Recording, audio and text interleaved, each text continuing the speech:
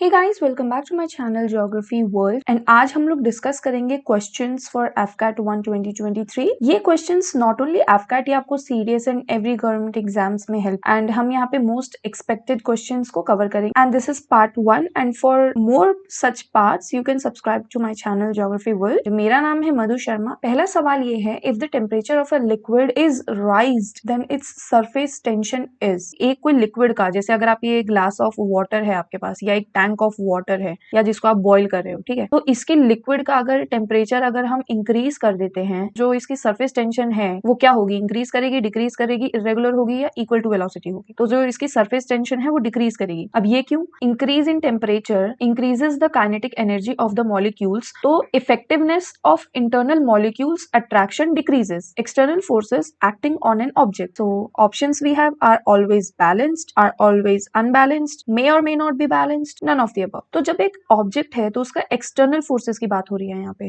तो जैसे कि हमारे अर्थ में दो फोर्सेस काम करते हैं, राइट? इंडोजेनिक फोर्सेस एंड एक्सो। तो एक्सोजेनिक फोर्सेस कौन से फोर्सेस होते हैं? जो बाहर से काम करते हैं, यानी आउटसाइड। आउटसाइड में क्या हो गया? जैसे कि हमारा वेदरिंग हो गया, ठीक है, रॉक की वेदरिंग होती है एंड क्लाइमेट्स, विंड, ये सब एक्सोजेनिक फोर्सेस हो गए। इंडोजेनिक फोर्सेस वो होते हैं जो सडन मूव करते हैं, सडन वॉल्केनिक इरप्शन हो गया, अर्थक्वेक हो गया, तो ये क्या होते हैं? सडन फोर्सेस होते हैं। इंडोजेनिक फोर्सेस वो होते हैं जो सरफेस के बाहर से, यानी कि ये हमारा जो अर्थ है इसके अगर इस एरिया में ये जो सरफेस के अंदर अगर काम कर रहे हैं that will be endogenic, Indo, and जो बाहर काम करते हैं, बाहर के फोर्सेस, उनको हम बोलते हैं क्या? Exogenic forces. ओके, तो यहाँ पे यही बोल रहा है कि अब इसको ऐसे उसी एग्जांपल से समझना कि एक्सटर्नल फोर्सेस यानी external forces acting on an object. इसका सही आंसर होगा मे और may not be balanced. When the horse starts running all of sudden the rider of the horse falls back. ठीक है, अगर झटके से, अगर आप नॉर्मल आप राइड करके आए हैं, ठीक है, एंड देन आप बैठ गए, शांति से आपका हॉर्स खड़ा है, बट सडनली कुछ हुआ और वो एकदम से उसने सडन मूवमेंट करी, आप फॉल बैक कर जाते हो। ठीक है, तो ये क्यों होता है? तो option we have, he is afraid, ठीक है, कौन? He the rider, he takes a back due to inertia or motion of lower part of his body comes into motion, or due to inertia of rest of upper part of the body remains at rest। तो इसका correct answer होगा D. अब ये कैसे होगा? जो आपकी upper body है, ये वाली बॉडी, यहाँ पे तो आप तो बैठे हुए थे ना, आपकी जो अपर बॉडी थी वो तो एक रेस्ट मोशन में थी, बट यहाँ पे जब ये एकदम से सडन मूवमेंट हुआ तो जिस वजह से, क्योंकि वो upper body part remains at rest है, जिसकी वजह से आप फॉल बैक करते हो। अब यहाँ पे statement based question, two satellites are revolving in the same circular orbit then, ठीक है, ऑर्बिट क्या होता है? जैसे यहाँ पे समझो, ये हमारा सन है, ठीक है, सन है, ये हमारा अर्थ है। तो जो ये अर्थ है ये सन के अराउंड क्या करता है? रिवॉल्व करता है। तो जिस पाथ पे ये रिवॉल्व कर रहा है इसको ऑर्बिट कहते हैं। हमारी जो ऑर्बिट है उसका शेप है इलेप्टिकल। तो वैसे ही जब अर्थ है तो इसकी भी ग्रेविटेशनल फोर्स है, जिससे कि मून है वो हमारी ग्रेविटेशनल फोर्स में मूव करता है, यानी कि इधर अर्थ भी मूव कर रहा है सन के अराउंड, रिवॉल्व कर रहा है, एंड हमारे साथ मून भी अर्थ के अराउंड रिवॉल्व कर रहा है।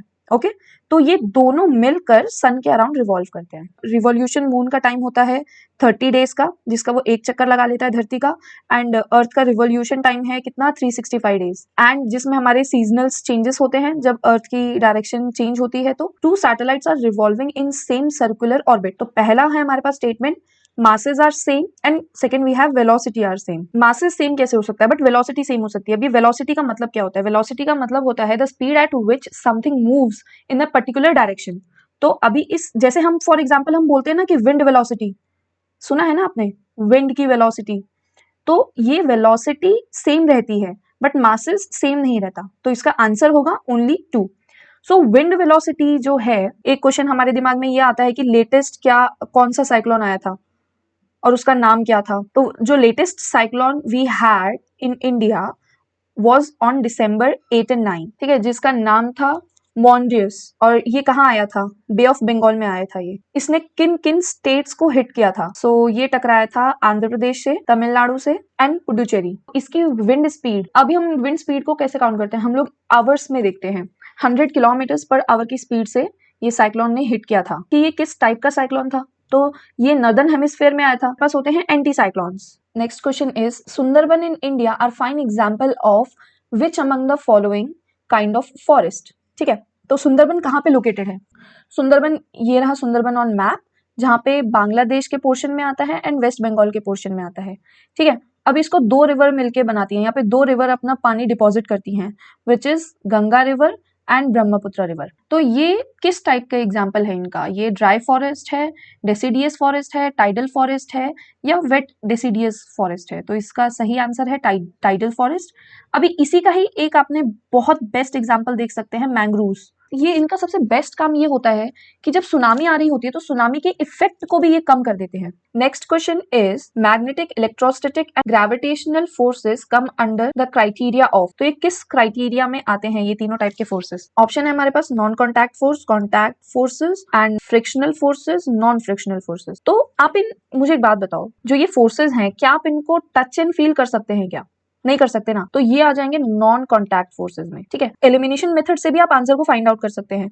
कॉन्टैक्ट फोर्स नहीं है, फ्रिक्शनल फोर्स नहीं है, नॉन फ्रिक्शनल फोर्सेस में भी ये नहीं आते। ठीक है, तो they act on an object without coming physically in contact. Small droplets of liquid are spherical in shape because velocity, surface tension, density, condensation. So इसका आंसर होगा सरफेस टेंशन। नेक्स्ट क्वेश्चन, ये भी हमारा एक स्टेटमेंट बेस्ड क्वेश्चन है। विच among the following statement is और are correct. अब आपको ये चीज देखनी होगी क्वेश्चन में, सबसे पहले आपको चेक करना है कि पूछा क्या जा रहा है, कि स्टेटमेंट इज और आर करेक्ट और इज और आर नॉट करेक्ट। अगर ये आ गया नॉट करेक्ट तो आपको ये बताना है कि इन दोनों स्टेटमेंट में से कौन सी स्टेटमेंट सही नहीं है। ठीक है, बट सबसे ज्यादा यही गलती होती है कि हम ये क्वेश्चन में देखते नहीं है कि पूछा क्या है, तो यहाँ पे पूछा जा रहा है। ठीक है, तो चलो स्टेटमेंट पढ़ते हैं।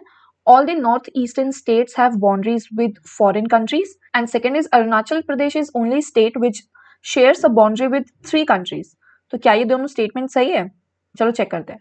तो जैसे ये हमारे पास 7 सिस्टर्स का आ गया स्टेट, तो ये रहा अरुणाचल प्रदेश अपना, यहाँ पे होगी अपनी चाइना, ये हो गया म्यांमार, ये हो गया भूटान। तो यस, ये है सही, सेकंड है सही। तो अब क्या फर्स्ट सही है? All north eastern states shares boundary with foreign countries. तो देखो यहाँ पे भूटान है, असम के साथ टच हो रहा है, अरुणाचल प्रदेश के साथ टच हो रहा है। ये बांग्लादेश है अपने पास, जो कि मेघालय से, त्रिपुरा से, असम से टच हो रहा है। नागालैंड है, मणिपुर है, मिजोरम है, तो ये टच कर रहे हैं म्यांमार से। तो या ये भी स्टेटमेंट सही है कि all north eastern state share boundary with foreign countries. 1 and 2 both are correct, option C is right. Next question, which among the following is the latest refinery establish. Option है दिग्बोई, पानीपत, ट्रॉम्बे, विशाखापट्टनम। तो सबसे पहले आपको ये पता होना चाहिए कि सिचुएटेड कब हुए थे। तो दिग्बोई जो है, दिग्बोई है यहाँ पे हमारी सबसे पहली फर्स्ट ऑयल रिफाइनरी सिचुएट हुई थी। कब हुई थी वो? ये हुई थी 1899 में। ट्रॉम्बे में हुई थी 1955 में। ठीक है, एंड विशाखापट्टनम में हुई थी कब? जस्ट उसके 2 साल के बाद 1957 में। यहाँ पे मैं लिख देती हूँ 57। तो जो पानीपत वाली है ये हमारी कब बनी थी? 2002 में। 2002 में। तो ये हमारी है लेटेस्ट रिफाइनरी। ये क्या है? ये largest integrated refinery in India and third largest in Southeast Asia. Next question we have, which among the following steel plant in India sometimes called India's first Swadeshi steel plant? ठीक है, तो option है हमारे पास Bengal iron works company, TISCO, IISCO and Bokaro steel plant. तो टिस्को का full form क्या है? Tata iron and steel company, and ISSCO है Indian iron and steel company. या कि स्वदेशी जो है ये बखारो स्टील प्लांट है। एंड जो Tata iron and steel industry है वो 1907 में सिचुएट हुई थी जमशेदपुर में। ठीक है, एंड ये वाली हुई थी 1918 में। And Bengal iron and steel company कब सिचुएट हुई थी? 1870 में। ठीक है, next, which among the following statement is और आर करेक्ट। अगेन यहाँ पे हमसे पूछा जा रहा है इज और are correct above the following। तो पहली स्टेटमेंट हमारे पास ये है कि India has an area of about 3.28 million square kilometers. Second is India is located in southeastern hemisphere. Third is the latitudinal extent of India is 8 degree 4 minute north and 37 degree 6 minute north latitudes. And fourth is the longitudinal extent of India is 68 degree 7 minute east and 97 degree 25 minute east longitudes. तो देखो सबसे पहले तो आपको ये पता होना चाहिए कि इसको हम रीड कैसे करते हैं। This is called degree and this is called one arrow. अगर एक ये है डिग्री, एक अगर एरो लगी है तो उसे कहते हैं मिनट, और अगर 2 एरो लगी रही हुई हैं तो उसे कहेंगे हम सेकेंड्स। ठीक है, जैसे फॉर एग्जाम्पल अगर मैंने यहाँ पे लिखा 8 डिग्री 4 मिनट्स एंड 59 सेकेंड्स, इसको ऐसे रीड किया जाता है। ठीक है, हमारे पास स्टेटमेंट है, इसमें से सभी स्टेटमेंट सही है बट एक को छोड़ के, जो कि है ये north eastern hemisphere. Guys, India अगर आप ग्लोब में देखेंगे तो ये इक्वेटर है अपना 0 डिग्री, ये सदर्न हेमिस्फेयर है, ये नदर्न हेमिस्फेयर है, एंड इंडिया 8 डिग्री से स्टार्ट होती है, 8 से स्टार्ट होती है। तो ये सदर्न हेमिस्फेयर में कहाँ से आ जाएगी? ठीक है, यहां से स्टार्ट होके इंडिया यहाँ पे सिचुएटेड है। ये स्टेटमेंट गलत है।